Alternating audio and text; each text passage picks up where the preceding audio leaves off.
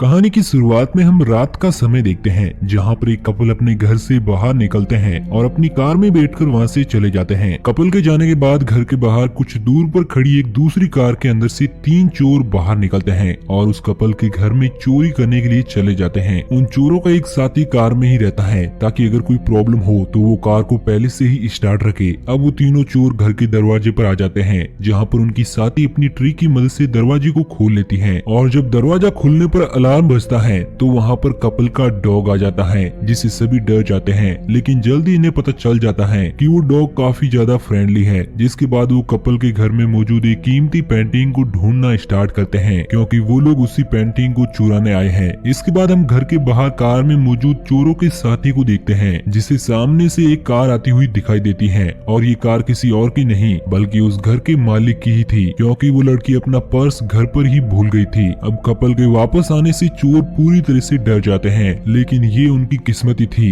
कि जब वो आदमी घर के अंदर से अपनी गर्लफ्रेंड का पर्स लाता है तो वो उन चोरों को नहीं देखता। अब कपल के जाने के बाद चोर भी पेंटिंग चुरा कर वहाँ से निकल जाते हैं। अगले सीन में हम एक शॉप को देखते हैं जहाँ पर एक लेडी कुछ खरीद रही थी। ये शॉप कोई नॉर्मल शॉप नहीं बल्कि पुरानी और कीमती चीजों को खरीदने बेचने की शॉप होती है। अब उस शॉप पर रात में कपल के घर पर पेंटिंग चोरी करने वाले चोरों में से 2 चोर जिनका नाम चैज और लियोन होता है वो भी शॉप पर चुराई गई पेंटिंग को बेचने के लिए आ जाते हैं। शॉप में पहले से ही मौजूद लेडी लियोन और चेज को अजीब तरह से देखती है, जिसके बाद वो शॉप ओनर को अपना ऑर्डर घर पर डिलीवर करने के लिए बोलकर वहाँ से चली जाती है। लेडी के जाने के बाद चेज और लियोन शॉप ओनर को चुराई गई पेंटिंग देते हैं जिसके बदले में शॉप ओनर इन्हें पैसे देता है और साथ ही एक और काम देने की बात करता है। यहाँ पर हमें पता चलता है कि शॉप ओनर भी चोरों से मिला हुआ है और वो ही इन्हें बताता है कि किसके घर पर कौन सी पुरानी और कीमती चीज मौजूद है। अब लियोन शॉप ओनर के ऑफर को मना कर देता है क्योंकि अब वो और चोरी नहीं करना चाहते। इसके बाद लियोन और चैज अपने ठिकाने पर वापस आ जाते हैं जहाँ पर उनके बाकी के 2 साथी विक्स और टॉड भी होते हैं। लियोन अब किसी भी कीमत पर चोरी नहीं करना चाहता, लेकिन लियोन के बाकी 3 साथियों को पैसों की जरूरत होती है, इसलिए सभी लोग मिलकर आखिरी बार चोरी करने का फैसला करते हैं और इस बार भी इन्हें चोरी कहाँ पर करना है वो शॉप ओनर ही बताएगा। अगले दिन ये लोग एक वैन चुरा कर अपने लास्ट मिशन को पूरा करने के लिए निकल पड़ते हैं। इस बार शॉप ओनर ने इन्हें एक हंटिंग नाइफ चुराने का टास्क दिया होता है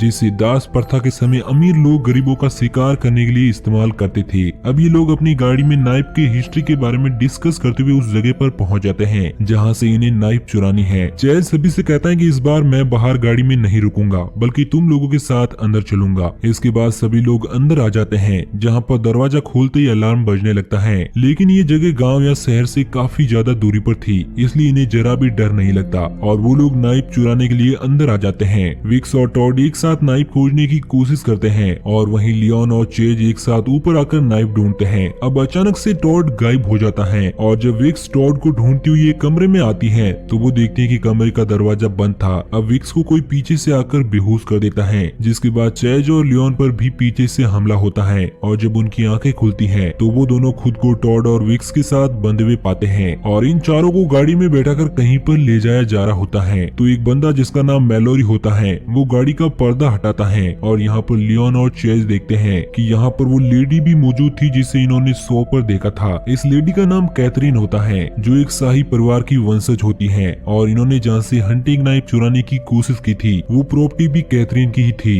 इसके बाद कैथरीन के कहने पर मैलोरी लियोन और उसके तीनों साथियों को खींचकर गाड़ी से बाहर फेंक देता है और उनके ऊपर एक अजीब सा लिक्विड भी डालता है। दरअसल कैथरीन लियोन और उसके दोस्तों को जिस जगह पर लाई होती है वहाँ से दूर दूर तक कैथरीन के ही खेत और प्रॉपर्टी होती है और अब कैथरीन अपने पूर्वजों के रिचुअल को फॉलो करते हुए हंटिंग नाइफ से लियोन और उसके दोस्तों का शिकार करेगी। अब मैलोरी ने सभी के ऊपर लिक्विड इसलिए डाला होता है ताकि कैथरीन के डॉग लिक्विड की स्मेल से इनका पता लगा सके। इसके बाद कैथरीन लियोन और उसके दोस्तों को छोड़कर मैलोरी के साथ वहाँ से चली जाती है। कैथरीन के जाने के बाद लियोन भी अपने दोस्तों के साथ वहाँ से निकलने का रास्ता ढूंढने लगता है, लेकिन इन्हें कुछ भी समझ नहीं आ रहा था कि इन्हें किस तरफ जाना चाहिए क्योंकि दूर दूर तक सिर्फ खेत और जंगल ही नजर आ रहे थे। अब ये लोग किसी तरह आगे बढ़ ही रहे होते हैं कि तभी इन्हें हॉर्न बजने की आवाज आती है और ये देखते हैं कि कैथरीन अपने फैमिली मेंबर्स और शिकारी कुत्तों के साथ इनका शिकार करने के लिए आगे बढ़ रही है। कैथरीन को अपनी तरफ आता देखकर सभी लोग पूरी तरह से डर जाते हैं और भागते हुए रास्ते में पड़ने वाली एक छोटी सी नहर को पार करके दूसरी तरफ जाने की कोशिश करने लगते हैं। अब क्योंकि टॉड को तैरना नहीं आता था तो लियोन उसकी मदद करता है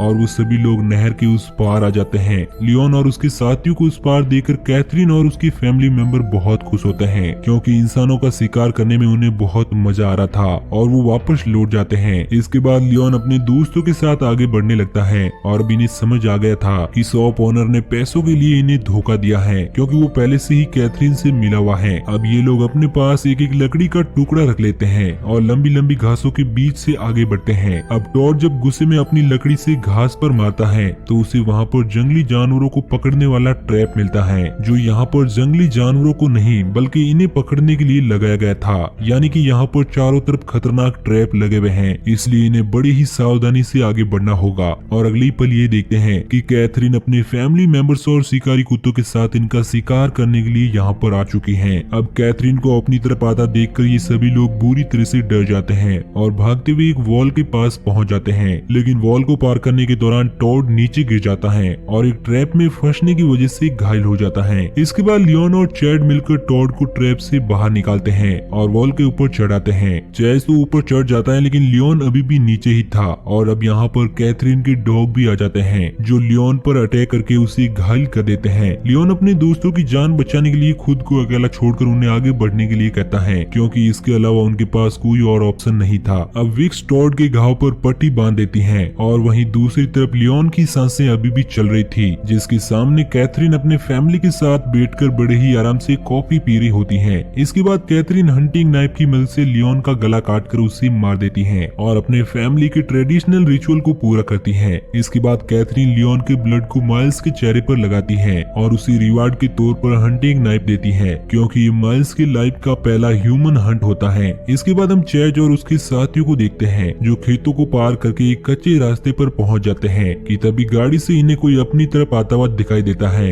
ये कोई और नहीं बल्कि कैथरीन का नौकर मेलोरी होता है। मेलोरी को अपनी तरफ आता देखकर विक्स रास्ते पर बेहोश होने का नाटक करने लगती है। विक्स को देखकर मेलोरी गाड़ी रोक देता है और इसके बारे में कैथरीन को बताता है, लेकिन जब वो विक्स के पास जाता है तो चैज और टॉड पीछे से आकर मेलोरी पर अटैक कर देते हैं और उसे बुरी तरह से मारते हैं। इसके बाद टॉड और चैज मेलोरी की गाड़ी स्टार्ट करने की कोशिश करते हैं ताकि वो लोग वहाँ से निकल सके, लेकिन गाड़ी की चाबी अभी भी मेलोरी के पास ही थी। और अब कैथरीन भी शिकारी कुत्तों और अपने फैमिली मेंबर के साथ इनका शिकार करने के लिए आगे बढ़ रही होती है, इसलिए सभी लोग बुरी तरह से डर जाते हैं और वहाँ से भागकर दूर आ जाते हैं। अब टॉड अकेले एक तरफ और विक्स और चैज साथ में दूसरी तरफ जाने का फैसला करते हैं, क्योंकि टॉड को लग रहा था कि कैथरीन के डॉग उसके ब्लड का स्मेल करके उनका पता लगा रहे हैं। अब विक्स और चैज कैथरीन के फार्म पर आ जाते हैं, जो कि पूरी तरह से बंद था। यहाँ पर विक्स अपने ट्री की मदद से फार्म का दरवाजा खोल लेती है और वहीं दूसरी तरफ टॉड रास्ते में अपने घाव को पानी से साफ करता है और आगे के सफर पर निकल पड़ता है। कैथरीन जब इनका पीछा करते हुए वहाँ पर पहुँचती है तो उसे पता चल जाता है कि वो लोग दो टुकड़ी में बंट गए हैं, इसलिए शिकारी भी उन्हें अलग अलग ढूंढने लगते हैं। इसके बाद हम चैज और विक्स को देखते हैं, जिन्हें फार्म पर पेट भरने के लिए खाना मिल जाता है। अगले सीन में हम मेलोरी को देखते हैं, जो जब वॉशरूम जाने के लिए अपनी गाड़ी को रोककर बाहर निकलता है तो इस मौके का फायदा उठाकर वहाँ पर छिपा टॉड गाड़ी में से वॉकी टॉकी चुरा लेता है और अब मेलोरी भी वापस आ जाता है, जो अपनी गाड़ी में बैठकर वहाँ से निकल जाता है। अब फार्म पर कैथरीन के दो फैमिली मेंबर यूगो और माइल्स आ जाते हैं, जिन्हें पता चल जाता है कि फार्म पर कोई पहले से ही मौजूद है। और जब माइल्स अपने डॉग की मदद से विक्स और चैज को ढूंढने की कोशिश करता है तो विक्स वहाँ पर एक स्प्रे मार देती है, जिससे डॉग कंफ्यूज हो जाता है और वहाँ से चला जाता है। अब यहाँ पर टॉड भी छिपते छिपते आ गया था।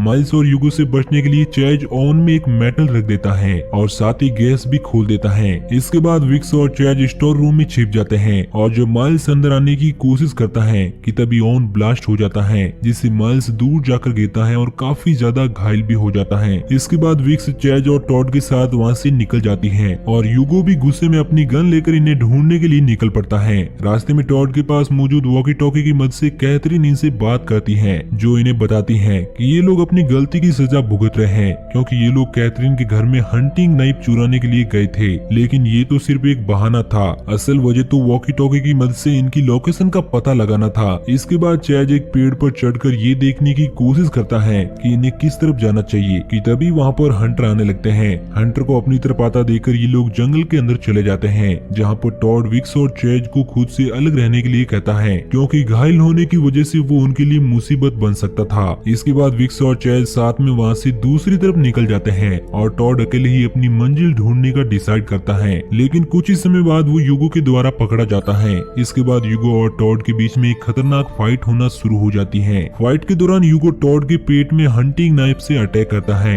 लेकिन इस दौरान यूगो की गन से गोली चल जाती है जो कि यूगो को लगती है और इस प्रकार यूगो और टॉड दोनों मारे जाते हैं। यूगो की गन चलने की आवाज कैथरीन ने भी सुन ली थी, जिसके बाद वो डिसाइड करती है कि अब वो अकेले ही हंटिंग करेगी। अगले सीन में हम हैमिगटन को देखते हैं जो मैलोरी के साथ बैठा होता है कि तभी वहाँ पर पीछे से विक्स और चैज आ जाते हैं। विक्स हैमिगटन पर गन तान देती है। अब हैमिगटन बड़े ही चालाकी से एक चाकू उठाकर विक्स पर अटैक करने के लिए आगे बढ़ता है, लेकिन विक्स हैमिगटन को शूट कर देती है, जिससे उस विक्स पर अटैक करने के लिए आगे बढ़ता है, लेकिन विक्स हैमिगटन को शूट कर देती है, जिससे उसकी वहीं पर मौत हो जाती है। इसके बाद विक्स मैलोरी को शूट करती है, लेकिन मैलोरी किसी तरह से बच जाता है और विक्स को अपने कब्जे में ले लेता है। ये देखकर चैज उस इंस्ट्रूमेंट को बजा देती है जिससे शिकारी कुत्तों को कंट्रोल किया जाता था। चैज के इंस्ट्रूमेंट बजाते ही शिकारी कुत्ते मैलोरी के ऊपर टूट पड़ते हैं, जिससे मैलोरी भी मारा जाता है और चैज विक्स के साथ मैलोरी की कार में बैठकर वहाँ से निकल जाता है। रास्ते में एक फॉक्स इनकी गाड़ी के सामने आ जाती है,